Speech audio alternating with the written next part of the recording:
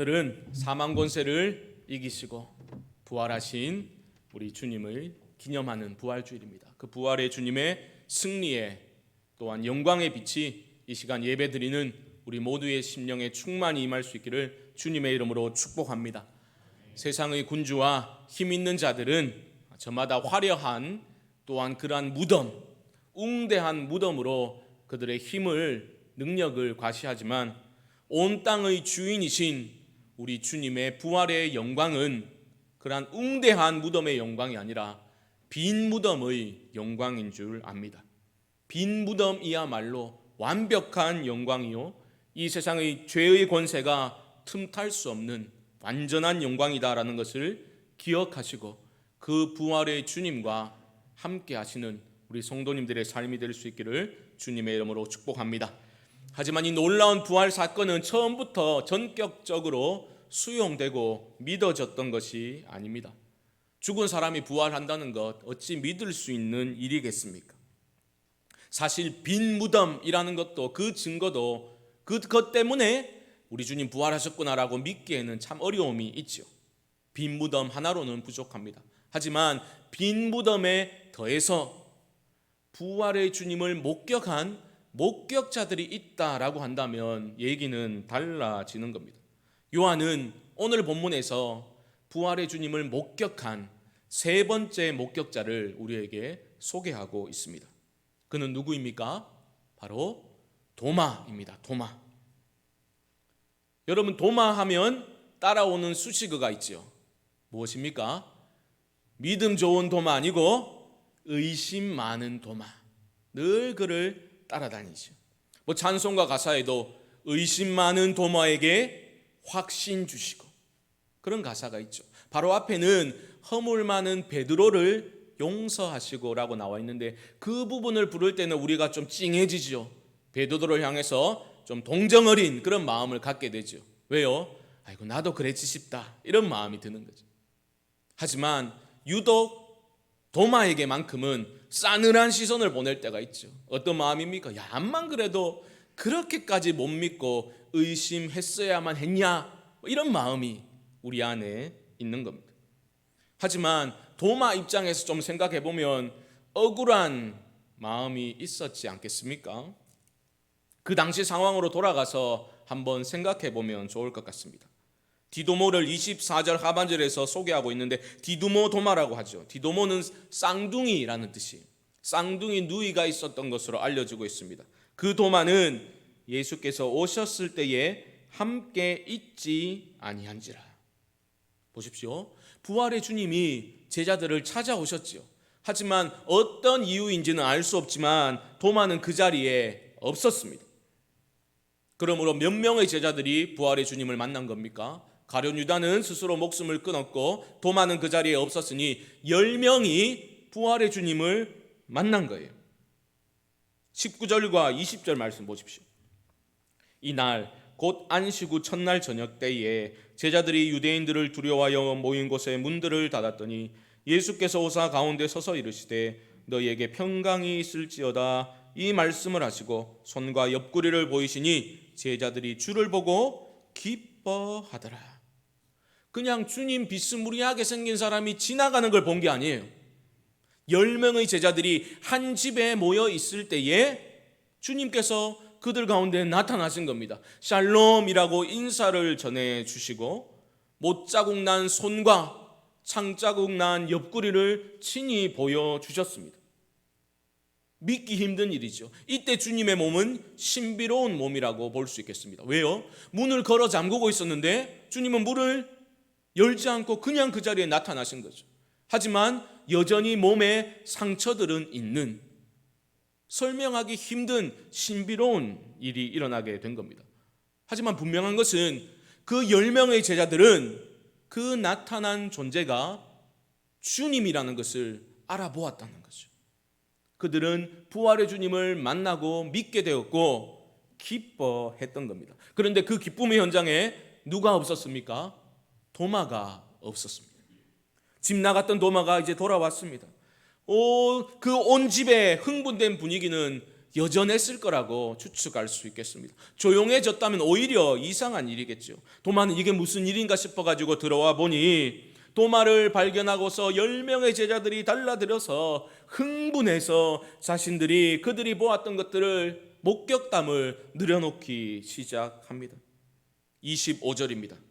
다른 제자들이 그에게 이르되 우리가 주를 보았노라 하니, 우리가 주를 보았노라 어찌 이 말만 했겠습니까? 제자들이 흥분해가지고 서로 앞다투어서 상기된 표정으로 도마에게 부활의 주님을 만났다고 그렇게 들려주었던 겁니다. 도마는 어떤 반응을 보이고 있습니까? 25절 중반절 보시면 도마가 이르되 내가 그의 손에 못자국을 보며 내 손가락을 그 못자국에 넣으며 내 손을 그 옆구리에 넣어보지 않고는 믿지 아니하겠노라 하니라. 안 믿겠다는 거예요. 내 눈으로 직접 보고 내가 그 상처에 손가락 넣어보지 않고는 믿을 수 없다, 안 믿겠다라고 말하고 있는 겁니다. 이런 반응을 보면 의심 많은 이라는 수식어가 붙은 게 괜히 붙은 게 아니로구나, 이런 생각을 할 수 있겠죠. 하지만 도마의 편을 조금 더 들어주면 우리는 어떻게 생각해 볼 수 있겠습니까? 부활하신 주님에 대한 목격담을 믿지 않았던 것은 도마뿐이었습니까? 그렇지 않지요. 지금 열을 내서 도마에게 목격담을 들려주고 있는 10명의 제자들, 그들이 두 번째 목격자들이거든요. 그들은 첫 번째 목격담을 듣고 믿었습니까? 첫 번째 목격담은 누가 들려주었습니까? 20장 1절에 보면 막달라 마리아가 등장하고 있죠. 막달라 마리아는 부활하신 주님을 만나 뵙고 너무 기뻐가지고 모여있는 제자들에게 한 걸음에 달려가서 그녀가 본 것을 들려주었단 말입니다. 18절입니다. 막달라 마리아가 가서 제자들에게 내가 주를 보았다 하고 또 주께서 자기에게 이렇게 말씀하셨다 이르니라. 첫 번째 목격담을 10명의 제자들이 들었습니다. 그들은 믿었습니까? 19절 말씀 보십시오. 이날 곧 안식 후 첫날 저녁 때에 제자들이 유대인들을 두려워하여 모인 곳에 문들을 닫았더니, 몇 시간 전에 막달라 마리아로부터 부활의 소식을 들은 거예요. 목격담을 들었는데 그들은 믿지 않은 겁니다. 믿지 않았기 때문에 두려움에 사로잡혀가지고 예수라는 인물을 추종한 것이 들통나서 박해를 받을까봐 무서워가지고 문을 꽁꽁 걸어 잠근 채 그들은 두려워 떨고 있었던 겁니다. 10명의 제자들도 부활의 주님을 그들이 직접 보고 나서야 믿게 된 겁니다. 그런데 왜 도마만 비판을 받아야 합니까? 도마는 그 기적의 현장에 없었기 때문에 못 믿은 것 아닙니까? 보지 못했기 때문에, 듣지 못했기 때문에 도마가 보여주고 있는 이러한 의심은 합리적인 의심 아닙니까?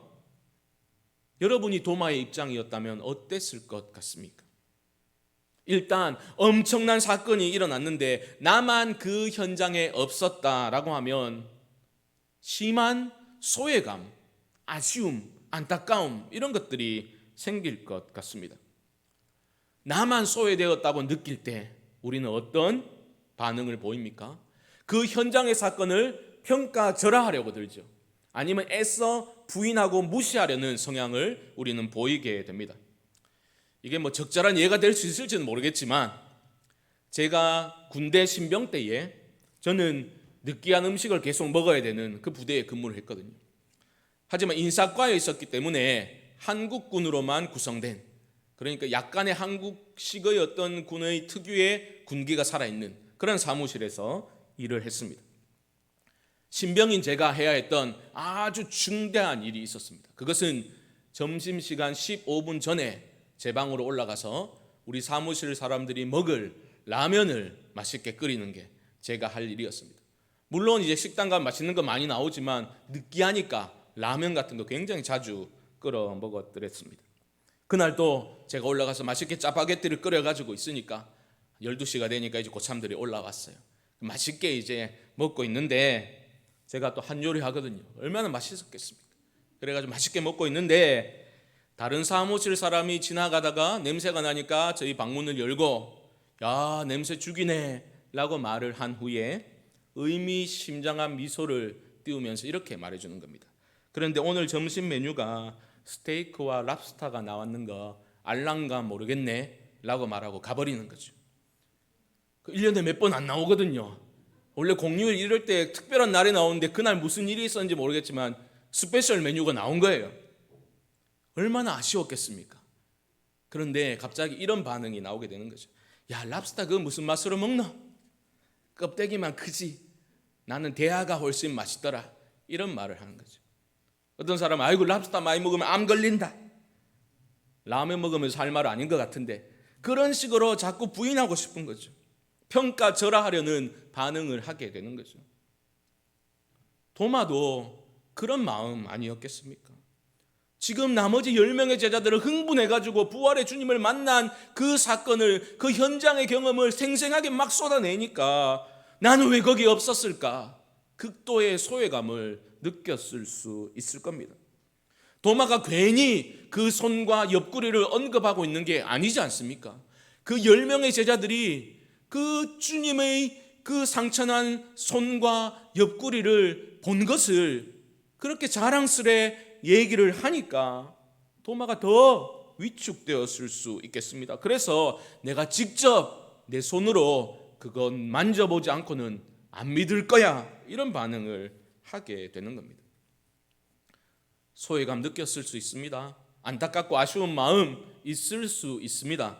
하지만 그럼에도 불구하고 도마의 이런 냉담한 반응, 회의적인 태도, 분명히 문제가 있는 겁니다. 마냥 도마가 억울하다라고만 말할 수 없는 분명한 문제가 있어 보입니다. 합리적인 의심을 한 것이다라고 보기에는 도마가 분명히 선을 넘은 부분이 보인다라는 겁니다. 왜 그렇습니까? 첫 번째 목격자가 마리아 한 명이었다면 이번에는 10명의 제자들이 그 부활의 주님을 만났다라고 증언을 하고 있지 않습니까? 3년 동안 동고동락했던 그 형제 같은 자들이 부활의 주님을 만난 목격담을 그렇게 흥분해서 말해준다면 도마가 이런 식으로 냉담하게 거부하면 안 되는 것 아닙니까? 도마야, 우리가 정말로 부활의 주님을 만났어. 마리아의 말이 사실이었어. 주님이 문을 통하지도 않고 그냥 우리 가운데 갑자기 나타나셨어. 우리한테 샬롬이라고 인사를 건네시고 평안을 빌어주셨어. 그 손의 못자국과 그 옆구리의 상처까지 우리에게 다 보여주셨어. 이게 믿겨져. 그리고 우리 주님께서 숨을 내쉬시면서 성령을 받으라 말씀하시는데 그 순간 우리 마음이 갑자기 뜨거워지고 우리 안에서 샘솟는 담대한 용기가 생기는 것 아니겠어? 정말 믿을 수 없어. 제자들이 이런 증언들을 하게 될 때에 처음에는 의심했을 수 있겠죠. 하지만 이런 식으로 냉담하게 거부하면 안 되는 것 아닙니까? 어떻게 반응했어야 했겠습니까? 적어도 이런 반응을 했어야 되지 않겠습니까? 정말 주님이 살아나셨다고? 그래, 정말 건강해 보이시대? 이제 사흘밖에 지나지 않았는데 그 심한 상처들 때문에 아프시진 않으시대? 우리 다 도망쳐버렸는데 우리 야단치시지는 않으셨어? 나도 너무 죄송했다고 말 좀 전해주지. 좀 이런 떨림과 흥분이 있어야 마땅하지 않겠습니까? 너무 무서워서 도망쳤다고, 너무 죄송했다고, 좀 이런 흔들림이 있어야 되지 않습니까? 그런 떨림과 흥분이 전혀 느끼지지 않는 냉담하고 회의적인 반응, 분명히 문제가 있는 겁니다. 이런 판단은 그냥 주관적인 판단이 아니라 우리 주님, 부활의 주님이 다시 오셨지요. 그리고 도마를 책망하신 점, 이것을 볼 때의 정당한 비판이라고 생각됩니다. 26절 보십시오. 여드레를 지나서 제자들이 다시 집 안에 있을 때에 도마도 함께 있고 문들이 닫혔는데 예수께서 오사 가운데 서서 이르시되 너희에게 평강이 있을지어다 하시고 한 주 전에 10명의 제자들 앞에 나타나셨을 때와 똑같은 장면이 지금 재현되고 있는 그런 모습입니다. 중요한 것은 부활의 주님이 도마를 찾아오셨다는 거예요. 도마 때문에 오신 겁니다. 그리고 도마의 수준에 맞추어서 우리 주님은 말씀해 주십니다. 27절 보십시오.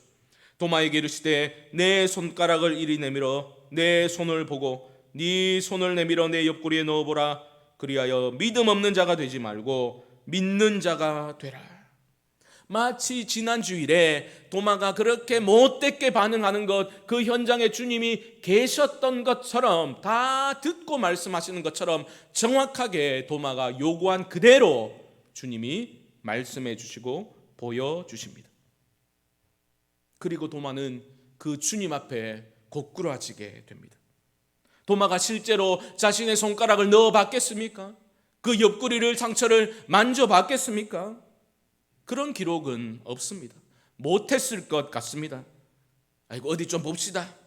가만히 있어봐라. 이 옆구리에 찔린 상처는 로마 병사가 일반적으로 사용하는 창끝 모양과 다른데 거짓말인 것 같은데요. 이렇게 세밀하게 도마가 살펴보았겠습니까? 어림없는 일이죠. 그 앞에 엎드려지게 되는 겁니다. 그리고 자신도 모르게 이런 고백을 하게 되는 거죠. 28절 보십시오. 도마가 대답하여 이르되 나의 주님이시오 나의 하나님이시니이다. 놀라운 신앙 고백입니다. 주님뿐만이 아니라 나의 하나님이십니다. 이것은 최고로 고양된 기독론적인 고백입니다. 예수 그리스도를 지금 하나님이라고 높여 고백하고 있는 겁니다. 너무나 소중한 고백이지만 주님은 도마의 잘못을 지적하십니다. 29절 보십시오. 예수께서 이르시되 너는 나를 본고로 믿느냐? 보지 못하고 믿는 자들은 복되도다 하시니라. 주님께서는 보지 못하고 믿는 자들은 복되다라고 말씀하심으로써 도마의 잘못을 지적하고 계신 거예요. 하지만 여기서 보지 않고 믿는 믿음을 칭찬하심은 맹목적인 믿음을 가지라라고 말씀하고 계신 것은 전혀 아닙니다.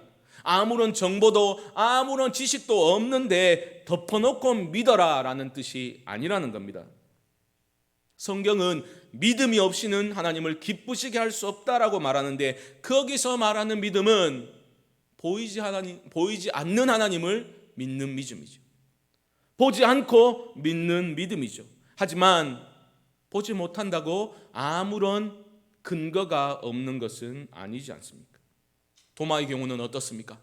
3년 동안 동고동락했던 10명의 제자들의 그 증언이 있었지 않습니까? 주님이 도마를 책망하셨던 것은 그 10명의 제자들의 증언은 도마로 하여금 믿음을 갖기에 충분한 증언이었다는 거죠.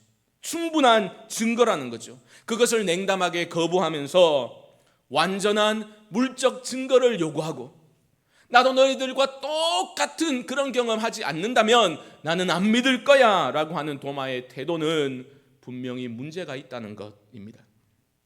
10명이 그렇게 흥분해서 기쁨으로 증언을 하고 있는데 함께 흥분하지도 않고 냉담하게 완벽한 증거를 요구하는 태도는 하나님을 기쁘시게 하는 믿음에서 너무나 거리가 멀다라는 것을 도마를 통해서 보여주고 계신 겁니다.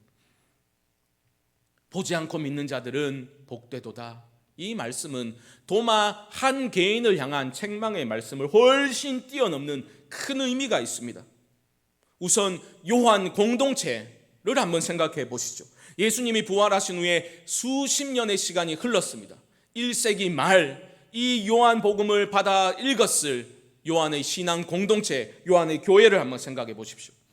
요한 복음을 읽어 나가다 보면 군데군데 요한 공동체가 처해 있는 어려운 삶의 자리, 정황을 추측할 수가 있거든요. 예수 믿는다는 이유 때문에 요한 신앙 공동체는 유대인 주류 사회에서 소외된, 배척받는 그러한 공동체였다는 말입니다. 예수 믿는다는 이유로 희생을 감수해야 되고 박해를 당하는 어려운 상황이었다는 말입니다. 그 공동체 안에는 다양한 부류의 사람들이 있었겠죠. 부활의 주님을 직접 만난 사람도 있었을 겁니다. 그런 사람들은 어떻게 주장했겠습니까?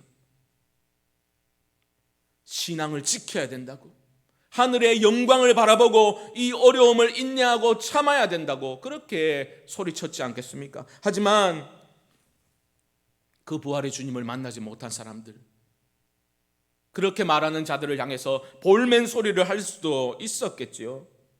배교하는 사람들, 배신하는 사람들 저마다 자신을 정당화하려고 들지 않습니까? 이런 거죠. 그래도 당신은 부활의 주님을 직접 만나지 않았습니까? 나도 그런 경험만 있다면 당신처럼 희생하고 믿음을 지키고 그 어떠한 고난과 모욕과 억울함도 참아낼 수 있습니다. 아니, 당신이 보여준 그 믿음의 행위보다 더 큰 헌신도 마다하지 않았을 겁니다. 그런데 나는 부활의 주님 못 만났잖아요. 나는 그런 경험 없는 걸요. 이런 자들에게 그 기적의 현장에 부재했었던 도마가, 그 도마의 스토리가 하나의 발판이 되어서 후대에 보지 못하고 믿어야 되는 사람들에게 큰 교훈을 주고 있는 겁니다. 보지 못하고 믿는 믿음이 복된 것이라고. 꼭 그렇게 완전한 지식과 완전한 물리적인 경험과 증거가 있어야만 믿는 게 아니라고. 주님을 만난 목격자들의 그 증언이면 충분하다고, 믿음의 근거가 된다고, 모든 기적을 다 경험하고서 예수를 믿는 게 아니라고, 그 말을 요한은 우리에게 들려주고 있는 겁니다.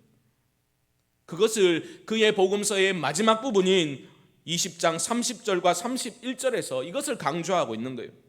21장은 요한복음의 에필로그라고 본다면 실제적인 마무리는 20장 30절과 31절에서 마무리되죠. 한번 보십시오. 30절입니다. 예수께서 제자들 앞에서 이 책에 기록되지 아니한 다른 표적도 많이 행하셨으나 오직 이것을 기록함은 너희로 예수께서 하나님의 아들 그리스도이심을 믿게 하려 함이요 또 너희로 믿고 그 이름을 힘입어 생명을 얻게 하려 함이니라.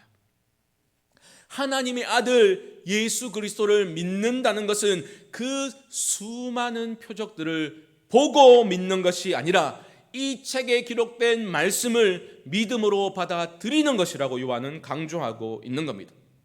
믿고 생명을 얻으라 말씀하고 있는 겁니다. 주님이 이 땅에 오시면 우리로 하여금 믿음을 갖게 하고 그 믿음을 통해서 생명을 얻고 더 풍성히 누리도록 우리 주님은 이 땅에 오신 것 아닙니까? 새 생명을 받은 우리들은 동시에 새 소명을 받은 사람들 아닙니까? 모든 생명은 소명 아닙니까? 소명이 무엇입니까? 목숨 명자이기도 하잖아요. 내 목숨을 부를 수 있는 분이 계시다는 거죠. 내 목숨의 주인이 따로 계시다는 것, 그것이 소명의 의미 아니겠습니까? 그런 소명, 부르심을 감당하려면 우리에게 믿음이 있어야 하는 거죠. 그런데 그 믿음은 무엇입니까? 보고 믿는 믿음이 아니라 완전한 지식과 물리적인 경험과 초월적인 신비적인 경험을 꼭 해야만 믿는 것이 아니라는 거죠. 요한 공동체뿐만이 아니라 오늘 여기를 살아가는 우리 모두에게도 적용되어야 할 부분이라고 생각합니다. 우리는 예수 생명을 누려야 합니다. 예수 생명을 누리되 더 풍성히 누려야만 합니다. 거기에는 우리의 믿음이 요구됩니다. 교회를 출입하면서도 계속해서 주변을 맴돌고 신앙이 자라지 않고 제자리 걸음만 하는 분들이 있습니다. 아이고 목사님, 제자리 걸음 해보십시오. 땀납니다. 그게 중요한 게 아니에요. 교회 공동체 안에 들어오지 못하고 계속 주변을 맴돌고 믿음이 있는 것도 아니고 없는 것도 아니고 주님께 내 삶을 맡겨드리지도 못하고 그렇다고 신앙이 영 없는 것도 아니고 여전히 내가 내 삶의 주인 행세하려는 그 욕망이 강한 사람들, 움켜진 손을 펴지 못하는 사람들, 이런 마음 생길 수 있겠죠. 나도 당신처럼 성령의 은사를 체험하면 달라질 겁니다. 나도 누구 집사처럼 영적 체험도 하고 방언으로 기도도 하고 병이 낫기도 하고 어려울 때 부르짖으면 하나님이 기적적으로 말도 안 되는 방법으로 상황을 역전시켜 주시는 것, 그런 체험이 있었더라면 나도 이런 식으로 가만히 있지는 않았을 겁니다. 하지만 나는 그런 경험이 없는 걸요. 그냥 날 내버려 두세요. 저도 비슷합니다. 저도 목사로서 좀 능력이 있었으면 좋겠습니다. 좀 영적인 권위도 있어가지고 성도님들 올바른 방향으로 인도할 수 있으면 좋겠어요. 신유의 은사가 있어서 고생하시는 성도님들 좀 기도해서 기도할 때 좀 낫고 좀 가슴 무너지는 그런 이별도 좀 미룰 수 있도록 그렇게 능력이 있었으면 좋겠어요. 정기적으로 힘든 분들 그냥 찔끔찔끔 돕는 게 아니라 정말 함께 기도하면 상황이 완전히 역전되는, 와, 이거 진짜 하나님 하셨구나, 그런 신비로운 분명한 초월적인 체험, 그런 체험이 있으면 얼마나 더 힘있게 목회할 수 있을까? 그럼 진짜 목회가 좀 재밌을 것 같은데, 아니 재미는 없어도 괜찮으니 힘들지는 않을 것 같은데, 그렇게 보고 싶은 그 욕망이 끓어오를 때가 얼마나 많은지 모릅니다. 하지만 저는 분명히 압니다. 제게 그런 큰 체험이 없어서, 대단한 영적 체험이 부족해서 이런 것이 아니라는 것 저는 압니다. 핑계할 수 없음을 저는 잘 압니다. 주님을 위해서 헌신할 수 있는, 나의 전부를 드려도 전혀 아깝지 않을 만큼의 그 충분한 사랑과 지식을 저는 이미 가지고 있습니다. 이미 받았다고요. 나는 아니라고요? 천만의 말씀입니다. 우리 모두를 향해서 주님은 은혜를 베푸셨고 자신의 영으로 우리 안에 함께 하시는 줄 믿습니다. 예수의 영이 여러분 안에 계신다고요. 그거면 충분한 거예요. 우리 경험이 부족해서, 뭘 좀 못 보고 못 들어서 우리가 헌신하지 못하는 게 아니라는 겁니다. 은혜는 발견하는 겁니다. 발견하고 누리는 겁니다. 사랑하는 성도 여러분, 부활의 주님이 그저 저 하늘에 계신 것이 아니라 내 안에 계심을 믿으실 수 있기를 바랍니다. 그 생명을 풍성히 누리셔야 합니다.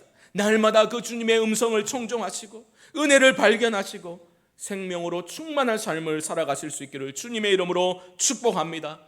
이 믿음을 가지고 부활의 주님을 깊이 만나시고 그 주님과 동행하는 삶을 살아가실 수 있게 되기를 주님의 이름으로 간절히 축원드립니다. 말씀을 기억하며 합심으로 한 번만 기도합시다.